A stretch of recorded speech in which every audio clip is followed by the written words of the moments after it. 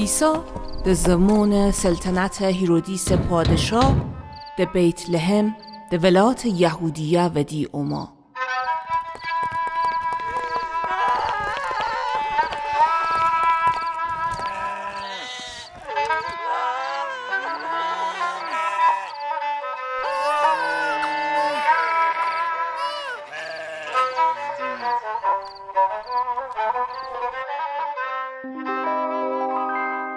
در اون موقع چند موقع که آیمیا خیلی حکیمی بیان در دیار شرق و اورشلیم اومان و پرسیان او بچه که در مقام پادشاه یهودیا و دی اومایه ها کجا؟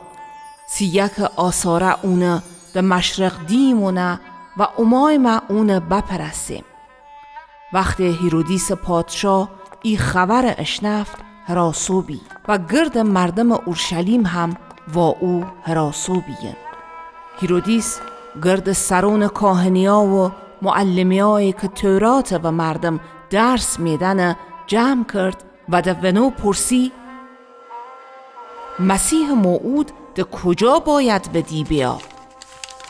جودن در بیت لحم یهودیه. سیک میکای نبی دی باره چنین نوشته: تو ای بیت لحم که در دیار یهودایی، تو در بین فرمون روایا یهودا ده هیچ که کمتر نیسی.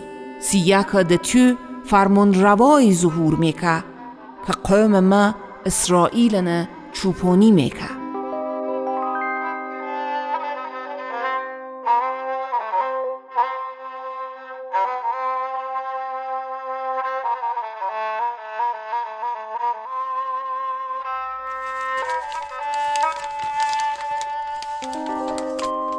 پس هیرودیس او پیایا حکیمنه که ده دیار شرق اماینی ده پنهونی ته خوش هاست و ده اونو پرسی آثاره چه موقع و ونو ظاهر بیه. اوسه ونونه و بیت لحم روانه کرد و ونو گوت رویت و با دقت ده چر او بچه بگردید. وقتی ون پیا کردید من با خبر بکید تا من هم بیام اونه بپرسم. موقعا دما اشنفتن حرفیا پادشاه و را افتان و آثاره که ده مشرق دینی جلوتر دوونو میرد تا آخر سر و بالا جای که بچه بی ایسا. ونو وادیین آثاره خیلی خوشحال بیین.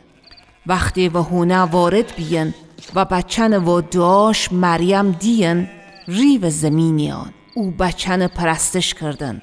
اوسه صندوقچه‌یا خوشون واز کردن و پیشکشیا طلا، کندور و مر و او تقدیم کردن.